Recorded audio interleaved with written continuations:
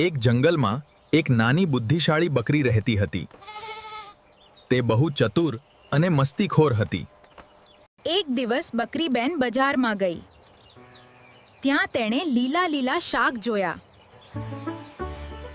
આ તો મારી ફેવરિટ. આજે તો પેટ ભરીને ખાશ. આજે તો શાક ન મળે. આજે ખાવા દે ને. ના. પ્લીઝ. પૈસા આપ્યા વગર શાક નહીં મળે. હું તમને ગીત ગાઈને બતાવું. જો તમને ગમે તો શાક આપજો. મેં હું છું બકરીબેન. શાક વગર મારું નથી મન.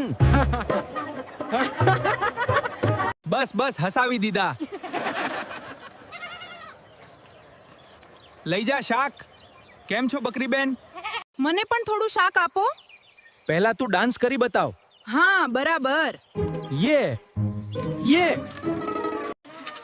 તું તો બહુ મજેદાર. લઈ તારો શાક. તું બહુ જ મજેદાર છે. તું મજેદાર છો. આ લે તારા માટે શાક. મિત્રો સાથેની ક્ષણો હાસ્ય અને ખુશી વહેંચે છે.